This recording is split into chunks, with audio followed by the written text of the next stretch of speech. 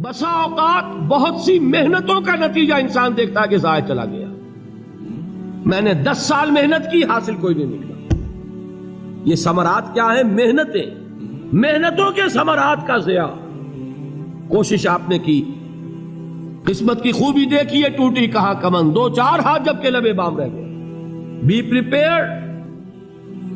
ایک شاعر کے یہ اشعار ہیں، وہ کمیونسٹ تھا، میں نام بھی نہیں لیتا، لیکن یہ کہ یہ اسی انقلابی، چونکہ ان کا بھی ایک انقلابی نظریہ ہے، انقلابی عمل میں یہ سارے مراحل آتے ہیں. کوئی سیٹ بیک آیا فرض کیجئے، کوئی ناکامی ہو گئی، تو اپنے ساتھیوں کو دل بندھانے کے لیے یہ فصل امیدوں کی ہمدم اس بار بھی غارت جائے گی، سب محنت صبحوں شاموں کی اب کے بھی اکارت جائے گی. میرے نبی کے ثمرات کا جو لفظ یہاں آیا ہے، وَنَقْصٍ مِّنَ الْأَمْوَالِ وَالْأَنفُسِ وَالثَّمَرَاتِ، سب محنت صبحوں شاموں کی اب کے بھی اکارت جائے گی. دھرتی کے کونوں کھدروں میں پھر اپنے لہو کی کھاد بھرو، پھر مٹی سینچو اشکوں سے، پھر اگلی رت کی فکر کرو، پھر اگلی رت کی فکر کرو، جب پھر ایک بار اجڑنا ہے. ایک فصل پکی تو بھر پایا، تب تک تو یہی کچھ کرنا ہے. ایک مقصد ہے سامنے، انقلاب برپا کرنا ہے.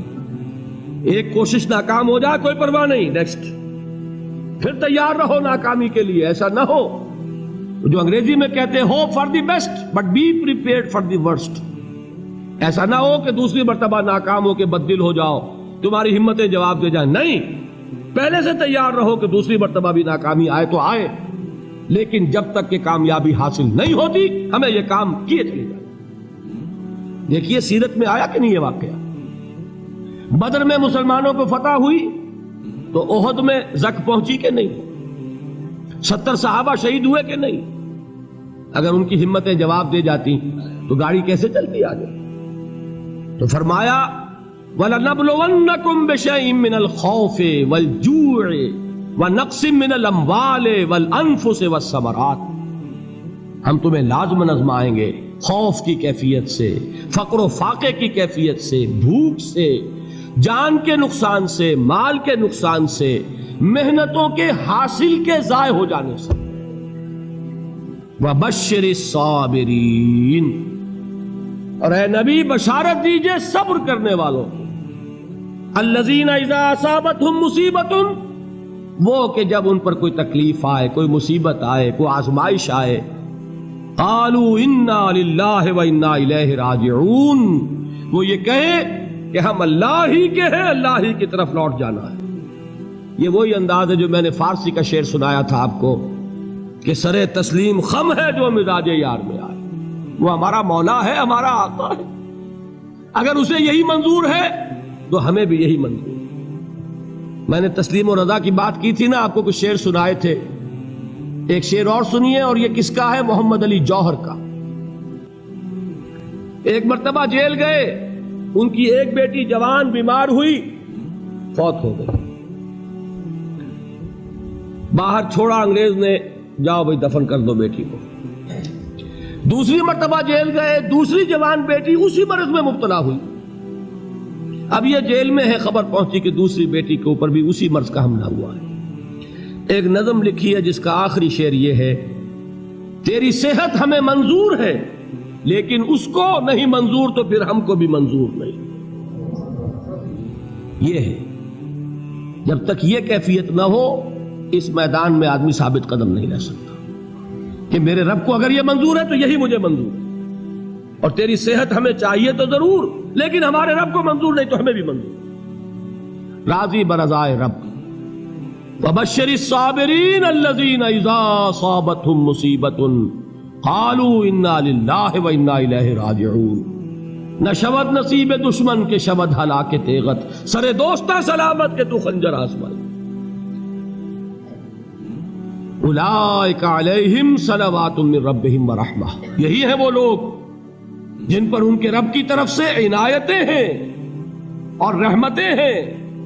وَأُولَئِكَ هُمُ الْمُهْتَدُونَ، اور یہی ہے وہ لوگ جو کامیاب ہونے والے ہیں، ہدایت پانے والے، ہدایت یافتہ.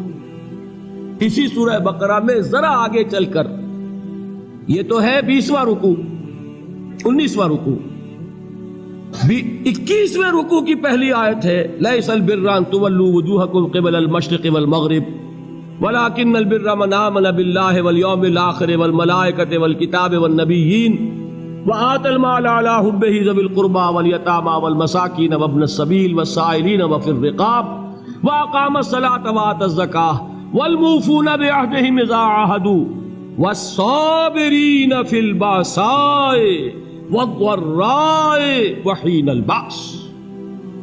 اب یہ آیت جو ہے سورۃ العصر میں جو مضامین آئے تھے سارے اس میں موجود ہیں۔ وہاں ایمان کا لفظ آیا، یہاں 5 ایمانیات کی تفصیل آ گئی، اعمال کی تفصیل آئی، اور آخری بات وہاں کیا ہے وَتَوَاصَوْا بِالصَّبْرِ، اور یہاں کیا ہے وَالصَّابِرِينَ فِي الْبَأْسَاءِ وَالضَّرَّاءِ وَحِينَ الْبَأْسِ، اور صبر کرنے والے، اصل نیکی ان کی ہے جو صبر کریں، کس میں؟ جنگ کے وقت، ذرائے، بأسائے، بأسا کہتے ہیں فقر اور فاقہ، واحد آئے گا باس تو اس کے معنی جنگ، اور باسا جمع میں آئے گا تو فاقہ، فقر، بھوک، اور ذرائع جسمانی تکلیف، ضرر، جسمانی تکلیفوں میں صبر کرنے والے، فقر اور فاقے میں صبر کرنے والے، اور جنگ کے وقت صبر کرنے والے۔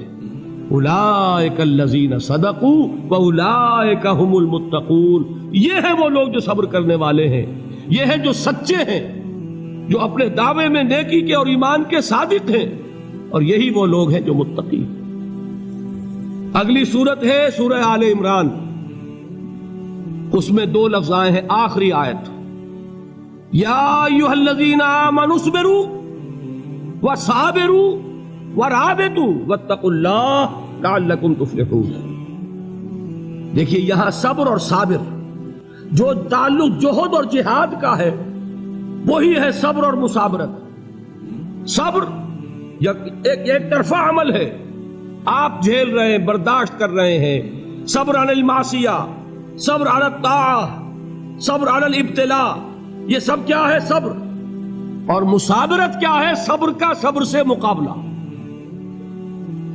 یہ سورہ آل عمران، اب وقت نہیں ہے، میں آپ کو سناتا اللہ تعالیٰ نے کیسے کیسے مسلمانوں سے کہا، مسلمانوں تمہیں زک پہنچی ہے تو انہیں بھی تو پہنچی تھی، ان کے 70 نہیں مارے گئے تھے بدر میں، ان کے حوصلے جو ہیں وہ تو پست نہیں ہوئے، وہ اگلے سال آ گئے تم پر چڑھائی کر کے، تم کیوں اتنا برا مان رہے ہو؟